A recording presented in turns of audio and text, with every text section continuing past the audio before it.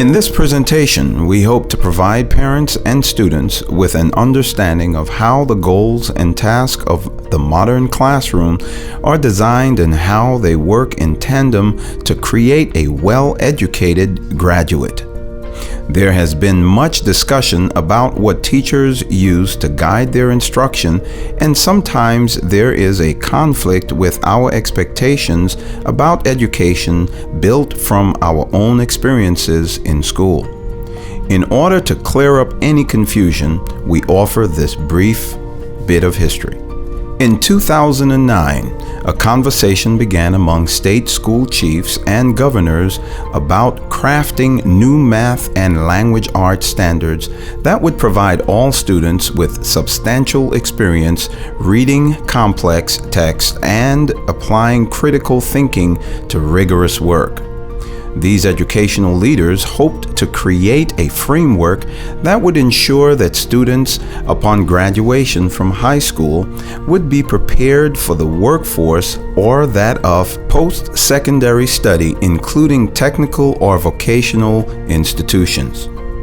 The commitment to developing new standards was built on a belief that our instruction from kindergarten through grade 12 should provide a solid pathway to whichever future a student chooses. In 2014, Florida's Department of Education and state legislators approved the Florida Standards for Math and Language Arts courses. These standards were fully implemented in 2014 to 2015 school year. Is that why the schoolwork I see coming home with my child seems so different than just a few years ago? Most likely. Before 2013, teachers in Florida used the Next Generation Sunshine State Standards as the basis for instruction. What makes the Florida standards unique is that they were developed using a design process that answered this question. What academic skills will a high school graduate need in order to be successful at the next level? The answers became the basic framework for what would be called college and career ready standards and would serve as the ultimate objective for the work of the 12th grade student.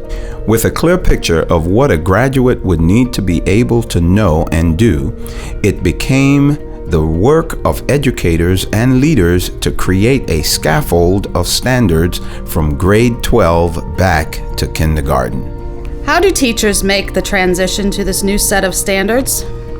Any change that affects classroom instruction or student achievement begins by providing professional training and learning opportunities to teachers.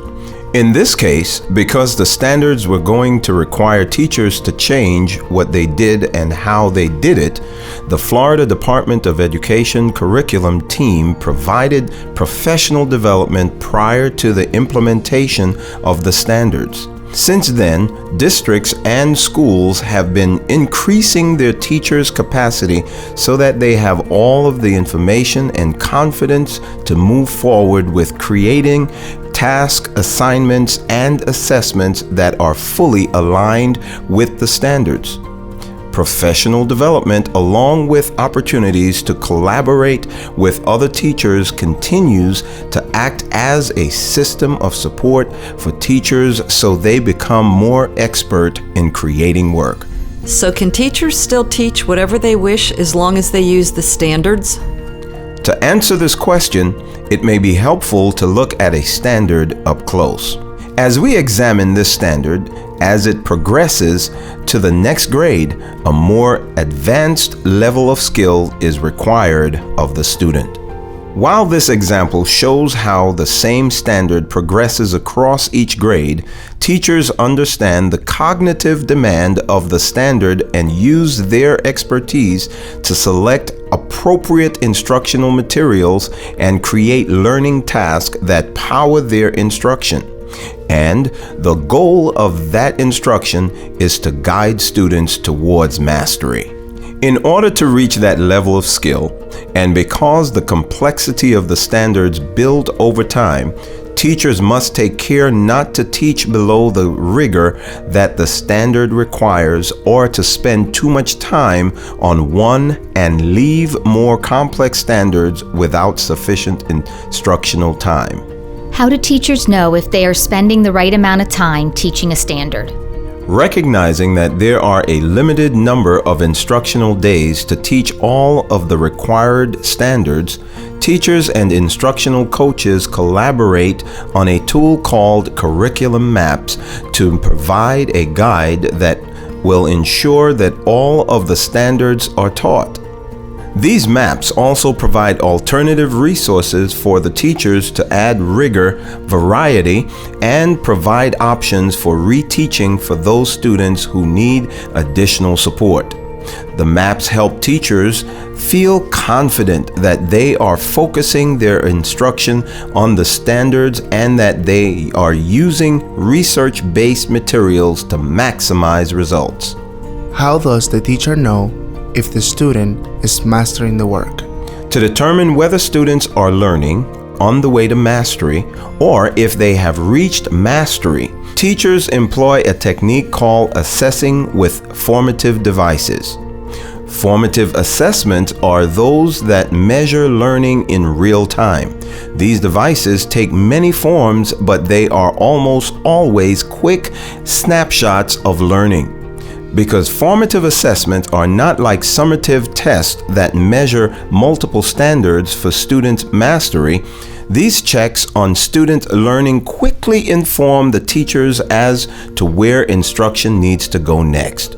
The variety of ways that a teacher may assess for learning is only limited by the teacher's creativity and time. An example of formative assessments is known as the ticket out the door. This assessment asks a question or two before the end of class that students answer as completely as they can. A formative device can also be a brief written response that answers the focus question for the day, or it might be a question that students work on collaboratively or that they respond to visually, perhaps as a storyboard. The devices take many shapes and can be creative and engaging for students, but they all perform the same function. Formative tools inform both the students and the teacher as to how effectively the student has mastered the standard. Depending on the results of those formative assessments, the teacher will determine whether to reteach or confirm that students have demonstrated mastery and can move on. So if my child masters the grade level standards this year, does that mean they will not see those same standards next year? The goal of the Florida Standard is to build on the work of the previous grade so that the students are college and career ready by high school graduation. It is possible that students will be remediated if they were not successful in the previous grade, but the curriculum and instruction will always match the standards for the student's grade level. Each year, the state of Florida will assess students using the Florida Standards Assessment, or FSA, to determine their academic achievement in math and language arts. This summative assessment is intended to provide assurance to parents and their students that they will be college and career ready by graduation.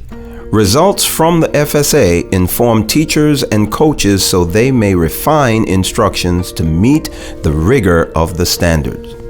We hope this presentation helps to capture how we, in Hernando County Schools, align our instruction and our teaching to best meet the ultimate goal of graduating a skilled and knowledgeable citizen.